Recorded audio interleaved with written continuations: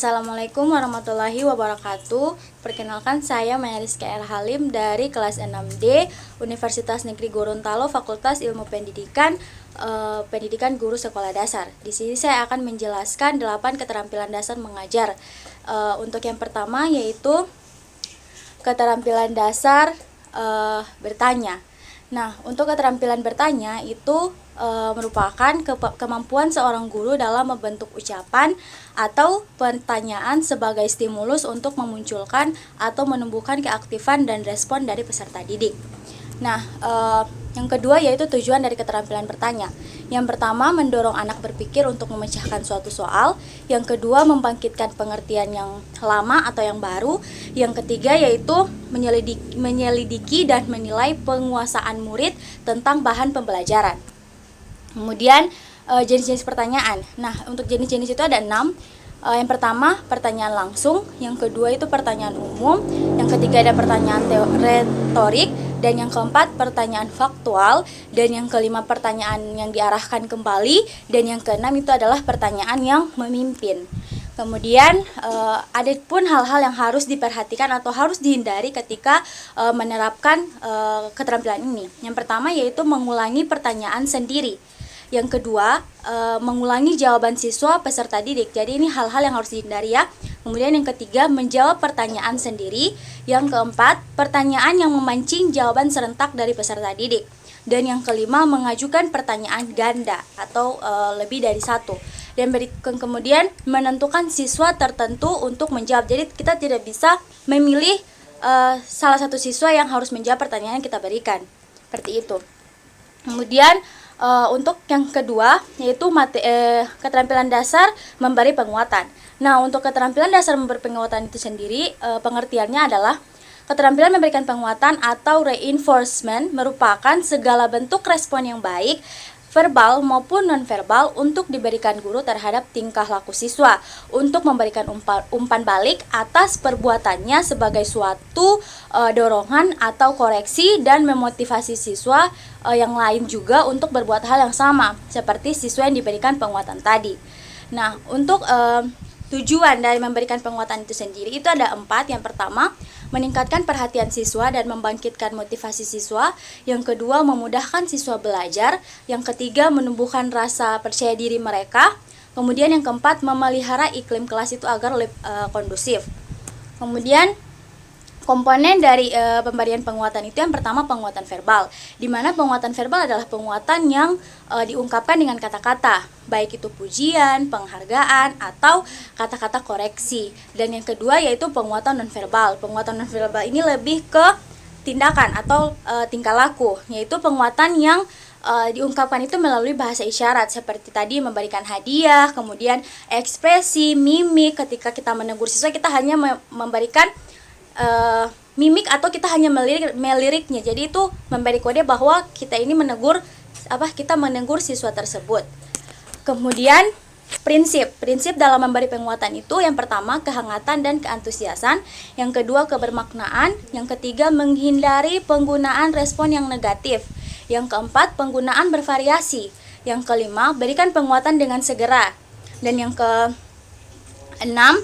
keenam itu sasaran penguatan harus tepat, dan yang terakhir yaitu pemilihan waktu penguatan. Jadi timing itu harus tepat agar tepat sasaran. Oke, kemudian untuk poin selanjutnya yaitu keterampilan mengadakan variasi atau yang ketiga. Nah, variasi adalah suatu kegiatan guru dalam konteks proses interaksi belajar mengajar yang ditujukan untuk mengatasi kebosanan murid, sehingga dalam situasi belajar itu murid senantiasa menunjukkan ketekunan, antusiasme, kemudian serta penuh partisipasi, menghilangkan kebosanan mereka, meningkatkan minat dan keingintahuan siswa, melayani gaya belajar siswa yang beragam, serta meningkatkan kadar keaktifan siswa. Kemudian tujuan dari mengadakan variasi itu sendiri yang pertama menimbulkan dan memunculkan perhatian siswa kepada aspek-aspek belajar yang relevan. Yang kedua itu untuk memupuk dan membentuk tingkah laku yang positif terhadap guru dan sekolah. Dan yang ketiga itu memberikan kesempatan bagi perkembangan bakat dan keingintahuan dan serta ingin menyelidiki siswa tentang hal-hal yang baru. Dan yang terakhir yaitu Guru memberi kesempatan kepada siswa untuk memperoleh cara menerima pelajaran dengan baik. Kemudian yang berikut hal-hal yang harus diperhatikan dalam menerapkan keterampilan variasi ini. Yang pertama yaitu keterampilan mengajar variasi itu serta hubungannya dengan keterampilan-keterampilan guru profesional lainnya seperti penguasaan berbagai metode mengajar dan keterampilan mengajukan pertanyaan.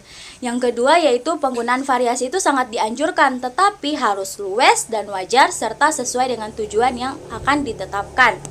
Dan yang ketiga yaitu penggunaan berbagai keterampilan mengajar dengan variasi perlu direncanakan sebelumnya dan sebaliknya dicantumkan dalam suatu pelajaran yang harus disusun sebagai persiapan dalam mengajar. Yang berikut atau yang terakhir, pemakaian variasi yang berlebihan justru akan menimbulkan kebingungan dan mengganggu proses belajar mengajar. Oleh karena itu, guru perlu memperhatikan reaksi siswa, baik reaksi siswa tingkah laku maupun reaksi siswa berdasarkan yang perhatian. Kemudian komponen dalam mengadakan variasi. Yang pertama adalah variasi gaya mengajar. Variasi gaya mengajar itu pada dasarnya meliputi variasi suara, kemudian ada variasi suara, kemudian ada penekanan, ada kontak pandang, ada mimik dan gerak anggota badan, kemudian ada perpindahan posisi atau teacher movement, dan yang terakhir adalah kesenyapan guru atau teacher silent. Nah, kita kembali ke komponen, yaitu yang kedua adalah variasi dalam penggunaan media pembelajaran. Jadi di mana dalam penggunaan media pembelajaran itu guru harus melakukan variasi agar nantinya siswa itu tidak bosan. Misalnya kita menggunakan video ataupun media-media yang bisa menarik perhatian siswa, tidak hanya melulu pada buku atau yang atau yang sudah sering kita gunakan sebelumnya. Jadi harus menggunakan media yang merupakan hal baru untuk siswa dan tentunya juga harus sesuai dengan tujuan pembelajaran yang akan kita capai. Dan yang berikut adalah variasi pola interaksi dan kegiatan siswa. Jadi kita harus melakukan variasi baik itu terhadap interaksi siswa dengan guru maupun antara siswa dengan siswa yang lainnya. Kemudian kita masuk pada prinsip. Nah, untuk prinsip di mana variasi itu hendaknya menekankan dengan sesuatu maksud tertentu yang relevan dan dengan tujuan yang hendak dicapai.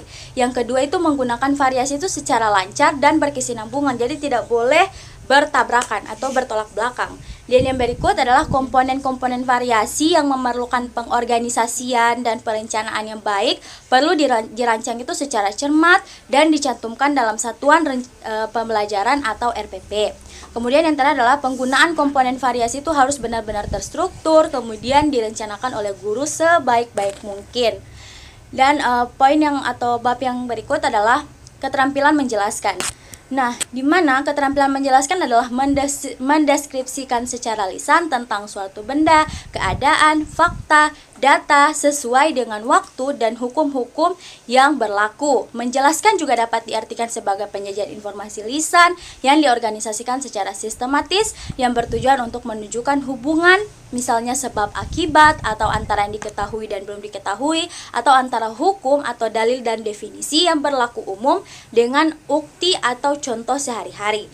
Dalam kegiatan pembelajaran, menjelaskan itu berarti mengorganisasikan atau menyajikan dan menyampaikan materi pembelajaran itu dalam tata urutan yang terencana secara sistematis sehingga dapat dengan mudah dipahami oleh peserta didik.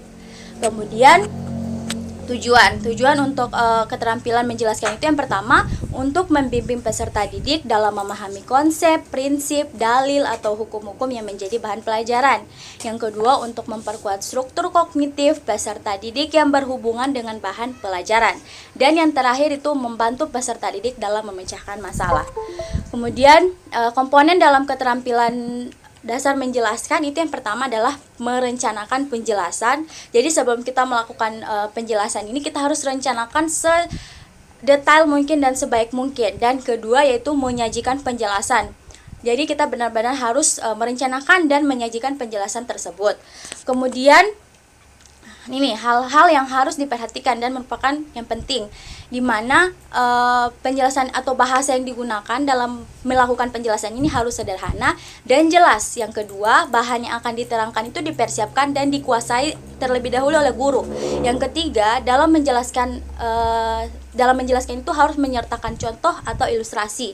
Yang keempat itu adakan pengecekan terhadap tingkat pemahaman peserta didik melalui pertanyaan-pertanyaan. Dan yang terakhir, hindari menggunakan kata saat menjelaskan, karena itu bisa mengganggu keseriusan siswa ataupun konsentrasi dari guru itu sendiri. Kemudian yang kelima yaitu membuka dan menutup pembelajaran. Poin selanjutnya adalah pengertian dari keterampilan membuka dan menutup pembelajaran, yaitu membuka pembelajaran atau set induction adalah aktivitas yang dilakukan guru untuk menciptakan kondisi siap mental, menumbuhkan perhatian peserta didik, serta meningkatkan motivasi siswa agar terpusat pada kegiatan belajar yang dilakukan. Di mana kegiatan membuka pembelajaran bukanlah kegiatan basa-basi tanpa arah yang jelas, dan di mana dengan membuka pembelajaran itu dimaksudkan untuk mengkondisikan siap mental bagi siswa untuk mengikuti pembelajaran itu sendiri. Yang kedua yaitu pengertian dari menutup pembelajaran atau closure, yaitu kegiatan yang dilakukan oleh guru untuk mengakhiri pelajaran atau kegiatan belajar mengajar dengan mengemukakan kembali pokok-pokok pelajaran yang telah dibahas sebelumnya. Yang kedua yaitu tujuan dari membuka dan menutup. Untuk tujuan membuka, yang pertama membangkitkan motivasi dan perhatian, yang kedua menyiapkan mental siswa untuk memasuki kegiatan inti pembelajaran, yang ketiga menyadarkan siswa akan hubungan antara pengalaman, bahan yang sudah dimiliki atau diketahui dengan yang akan dipelajari, dan yang terakhir yaitu memberikan gambaran tentang tentang pendekatan atau kegiatan yang akan diterapkan atau dilaksanakan dalam kegiatan belajar. Nah, untuk tujuan dari menutup itu sendiri yaitu yang pertama untuk memberikan pemahaman yang utuh terhadap materi pokok kegiatan pembelajaran yang telah dibahas atau dilakukan. Yang kedua, menetapkan atau memantapkan pemahaman siswa terhadap materi pokok atau kegiatan pembelajaran juga yang telah dilakukan. Dan yang ketiga, untuk mengetahui tingkat pencapaian hasil pembelajaran yang telah diperoleh oleh siswa, sekaligus itu sebagai umpan balik bagi guru itu sendiri. Dan yang terakhir adalah untuk memberikan tindak lanjut yang diperlukan sesuai dengan proses dan hasil pembelajaran yang telah dicapai oleh siswa. Kemudian komponen dari membuka dan menutup. Kalau untuk yang membuka itu yang pertama menarik perhatian siswa, kemudian menumbuhkan motivasi belajar siswa, yang ketiga memberikan acuan, di mana harus ada acuan terlebih dahulu sebelum memasuki pembelajaran, dan yang terakhir itu membuat kaitan dengan materi yang sudah dibahas minggu lalu atau sebelumnya, atau dengan hal-hal yang berkaitan dengan di lingkungan sekitar dari anak-anak itu sendiri. Dan yang berikut adalah komponen dari menutup pembelajaran. Yang pertama meninjau kembali atau mereview, yang kedua mengevaluasi atau menilai, dan yang terakhir adalah memberikan tindak lanjut terhadap pembelajaran yang telah dilakukan. Kemudian yang keenam, membimbing diskusi kelompok kecil. Nah, pengertiannya yaitu keterampilan membimbing diskusi kelompok kecil adalah melaksanakan kegiatan membimbing peserta didik agar dapat melaksanakan diskusi kelompok kecil itu secara efektif dan dalam rangka mencapai indikator. Kemudian tujuan dari membimbing kelompok diskusi kecil itu yang pertama, agar peserta didik dapat memberi dan menerima informasi baru maupun pengalaman dalam memecahkan suatu masalah. Yang kedua, agar peserta didik dapat mengembangkan pengetahuan dan kemampuan untuk berpikir dan berkomunikasi dengan orang lain. Dan yang terakhir, melibatkan peserta didik dalam perencanaan dan pengambilan keputusan di dalam pembelajaran atau di dalam kelas. Berikut prinsip-prinsipnya. Yang pertama, diskusi itu hendaknya berlangsung dengan iklim yang terbuka. Yang kedua, kegiatan diskusi itu dapat berlangsung secara efektif jika diketahui oleh perencanaan dan persiapan yang matang. Ya, seperti itu. Dan yang terakhir atau komponennya, yang pertama memusatkan perhatian, kemudian memperjelas masalah dan memberikan urunan, dan yang ketiga menganalisis pandangan siswa, yang keempat meningkatkan urunan siswa, yang kelima menyebarkan kesempatan untuk berpartisipasi pada siswa, dan yang terakhir itu menutup diskusi. Kemudian hal-hal yang harus dihindari itu hindari diskusi yang tidak sesuai dengan minat siswa. Kemudian jangan terlalu mendominasi diskusi dengan cara mengajukan pertanyaan atau memberikan jawaban yang terlalu banyak. Yang ketiga, membiarkan siswa tertentu memonopoli diskusi itu sendiri. Kemudian membiarkan terjadinya pembicaraan yang menyimpang dari topik diskusi atau tidak relevan dengan apa yang dibicarakan atau yang dibahas. Yang berikut, terlalu sering mengintervensi siswa dengan pertanyaan atau pernyataan yang sebetulnya tidak penting. Yang berikut, tidak memberi waktu yang cukup untuk menyelesaikan masalah dalam rangka mencapai tujuan diskusi. Dan berikut, tidak memperjelas atau tidak mendukung pendapat siswa. Dan yang terakhir, gagal menutup diskusi dengan efektif.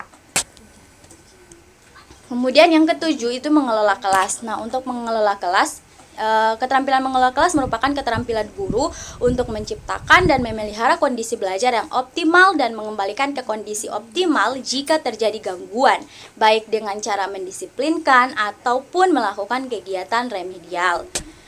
Yang berikut, tujuan itu yang pertama untuk siswa, mendorong siswa mengembangkan tanggung jawab individu terhadap tingkah lakunya serta sadar untuk mengendalikan dirinya. Yang kedua, membantu siswa mengerti akan arah tingkah laku yang sesuai dengan tata tertib kelas dan melihat atau merasakan teguran guru sebagai suatu peringatan dan bukan kemarahan. Yang ketiga, menimbulkan rasa berkewajiban melibatkan diri dalam tugas serta bertingkah laku yang wajar sesuai dengan aktivitas-aktivitas dalam kelas. Dan yang berikut adalah untuk guru. Yang pertama, mengembangkan pengertian dan keterampilan dalam memelihara kelancaran penyajian dan langkah-langkah pelajaran secara tepat dan baik. Dan yang kedua itu memiliki kesadaran terhadap kebutuhan siswa dan mengembangkan kompetensinya dalam memberikan pengarahan yang jelas kepada siswa. Kemudian prinsip-prinsipnya, yang pertama itu adalah kehangatan dan keantusiasan, yang kedua tantangan, yang ketiga bervariasi, yang keempat ada keluasan, berikut ada penekanan pada hal-hal yang positif, dan yang terakhir yaitu penanaman disiplin diri. Poin yang selanjutnya adalah strategi. Nah, untuk strategi itu sendiri ada terbagi dua, itu secara fisik dan sosial. Yang pertama untuk secara fisik, penataan bangku dalam kelas. Jadi penataan bangku dalam kelas itu harus ditata dengan indah dilihat, kemudian sesuai dengan penempatan dari siswa. Misalnya siswa yang memiliki gangguan pada penglihatan itu misalnya minus atau apa itu didudukan di depan.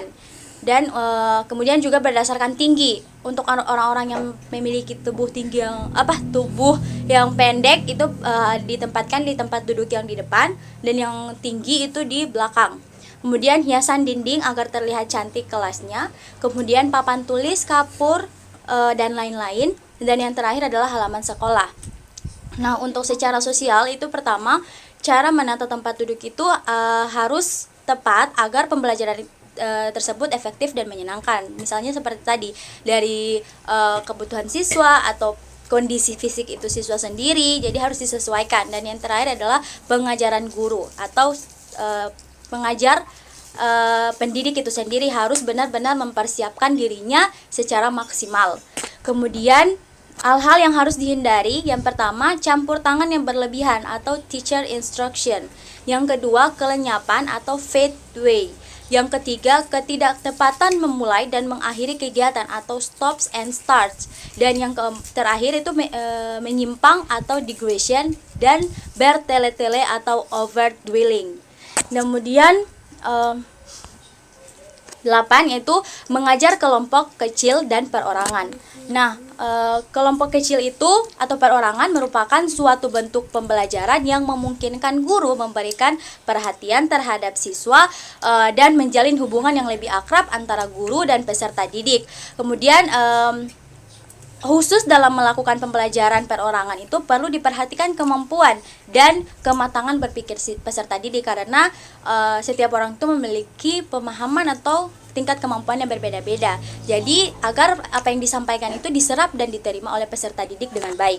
Kemudian itu peran guru, itu yang pertama yang mengorganisasi dalam kegiatan belajar mengajar. Yang kedua itu sebagai sumber informasi bagi siswa. Yang ketiga itu mendorong siswa untuk belajar memotivasi diri sendiri. Yang keempat itu pendiagnosaan kesulitan siswa serta pemberian bantuan sesuai dengan kebutuhan siswa. Dan yang berikut adalah penyediaan materi dalam kesempatan belajar bagi siswa. Dan yang terakhir, guru mempunyai hak dan kewajiban yang sama seperti siswa.